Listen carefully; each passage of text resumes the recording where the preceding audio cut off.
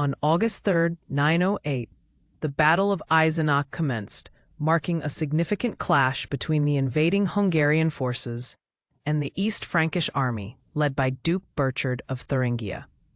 In the years leading up to the battle, the Principality of Hungary had emerged as a formidable military power, raiding neighboring territories and seeking new lands. Duke Burchard, experiencing the growing threat of Hungarian raids, rallied the East Frankish troops for a decisive defense and to protect Thuringia. As the two armies met, the air was thick with tension, each side aware that this would determine their fates and territories. Duke Burchard issued a rousing speech, inspiring his troops with tales of bravery and the importance of defending their homeland against the invaders.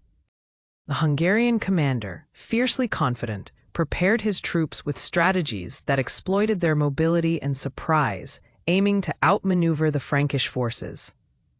As dawn broke, the sounds of war began, with horns signaling the start of the combat, breaking the ominous silence that had enveloped the battlefield.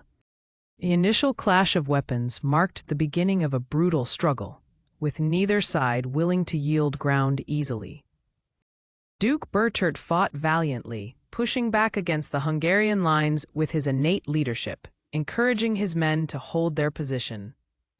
A Hungarian commander unleashed a series of calculated maneuvers, testing the resolve of the East Frankish forces at every turn.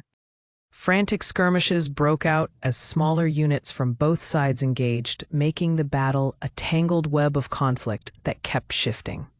As the battle raged on, Duke Burchard sought to regroup his forces, directing them toward a key strategic position near a small hill.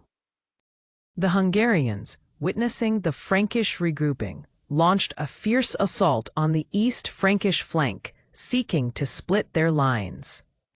Intense hand-to-hand combat unfolded as the two armies clashed relentlessly, swords flashing under the bright sun, and arrows raining down from above. Duke Burchard, recognizing the urgency, inspired his men again, calling upon their loyalty and courage to push back against the relentless enemy. However, the overwhelming numbers of the Hungarians began to take a toll on the East Frankish troops, pushing them back slowly but surely. The continuous pressure from the Hungarian forces led to disarray within the East Frankish ranks, as panic began to set in among the troops. Realizing the battle was slipping away from him, Duke Burchard made a desperate decision to regroup around an ancient oak tree, a symbolic anchor for his troops.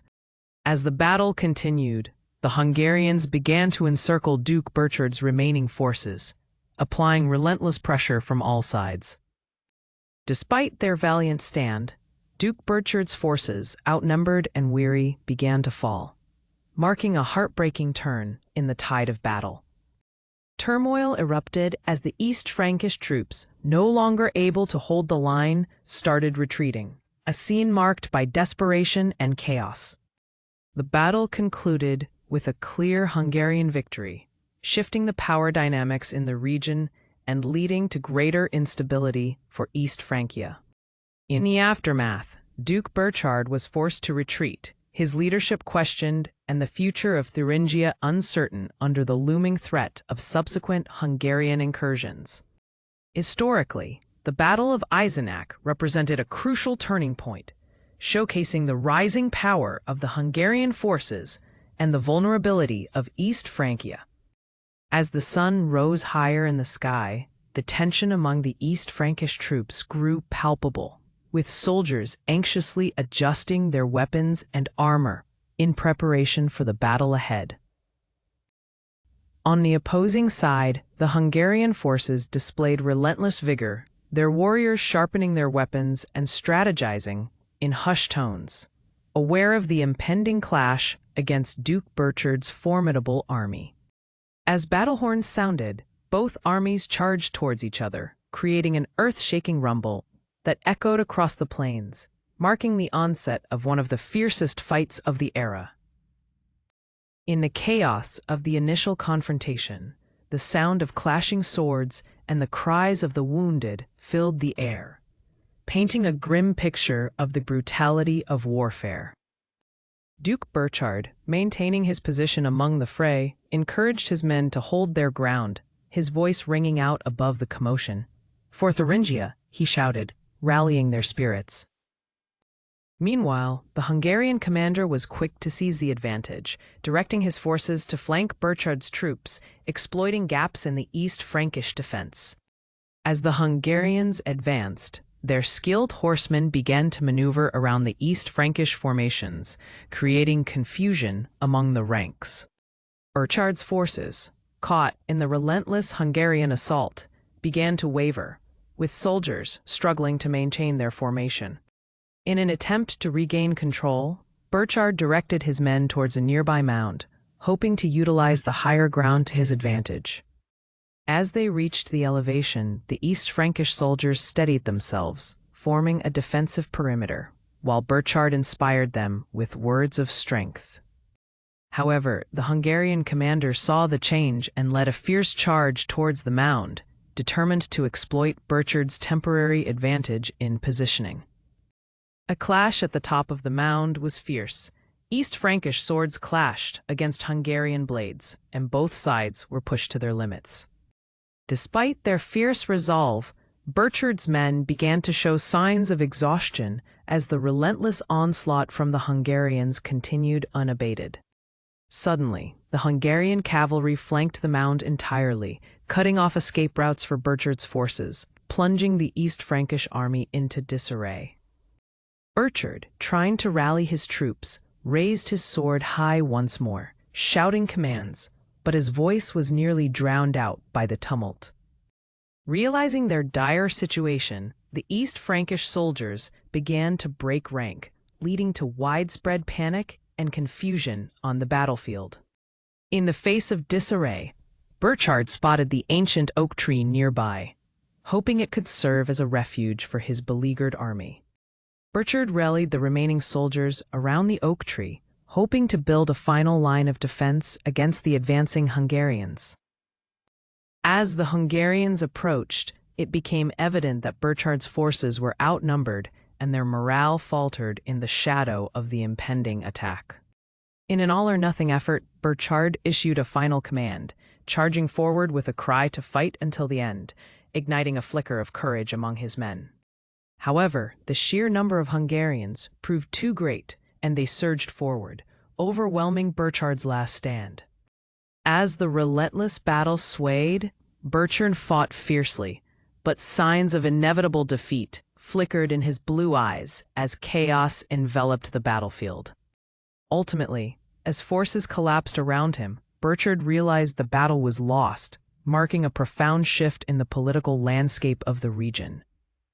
As the East Frankish army positioned themselves, the morning sun rose, illuminating the battlefield where tensions hung thick in the air.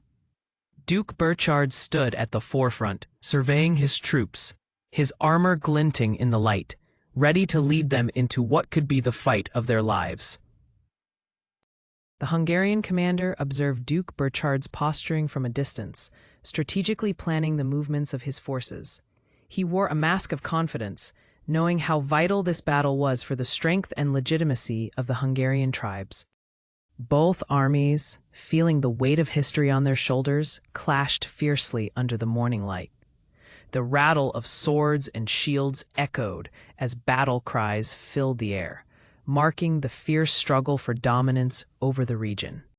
Despite early successes, the East Frankish army found themselves flanked as the agile Hungarian cavalry moved with precision, cutting through their ranks and causing disarray among Burchard's men. As Burchard's forces began to show signs of panic, he shouted for his men to hold their positions. The noble leader's hope began to waver as losses mounted, his rallying cries becoming less effective against the tide of Hungarian warriors. The East Frankish forces, disheartened yet still fighting, attempted to regroup on a hill. Burchard's strategic shift aimed to exploit terrain for defense, but the relentless Hungarian assault proved overwhelming.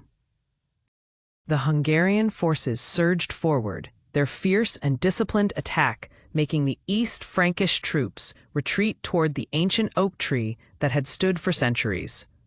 Burchard could feel the tide turning against him. In a moment of sheer determination, Burchard rallied his men around the oak tree, pledging to fight until the last man. It became their symbol of hope, though the Hungarian advance grew more relentless with each passing moment. With the odds stacked against them, Burchard's men fought bravely, yet the sheer numerical advantage of the Hungarians began to tip the scales further into chaos. Each skirmish grew fiercer as the battle raged on. The East Frankish army, despite their courageous efforts, was continuously pushed back, and hope was fading fast. Burchard tried one last time to instill courage, encouraging the concept of valor in defeat. Recognizing the imminent defeat, Burchard made a pivotal decision to order a strategic withdrawal. His heart weighed heavy with the knowledge of his troops' sacrifice and their impending retreat. As Burchard's forces began to retreat, the Hungarian cavalry seized the opportunity to press forward, capitalizing on the disarray among the East Frankish troops. The momentum belonged to them. The battle was lost, and the organized retreat soon turned into a disordered rout as Burchard's men fled the battlefield in desperation, marking the end of their attempt to fend off the Hungarian invaders. Burchard, witnessing the chaos unfold, faced the reality of his defeat with heavy sorrow, knowing that this battle would significantly alter East Frankia's defense and future interactions with the Hungarians. The victory at Eisenach not only solidified Hungarian dominance in the region, but also sent shockwaves through East Francia, raising questions about future defenses and alliances among the Germanic tribes. In the aftermath of the battle, Duke Burchard's leadership faced scrutiny and challenges as East Francia sought to regroup and confront the reality of a changing political landscape, highlighting the evolving nature of warfare in the region. The Battle of Eisenach ultimately marked a decisive turning point, foreshadowing increased Hungarian incursions into East Francia, which would challenge the stability of the regions beyond their borders for decades to come.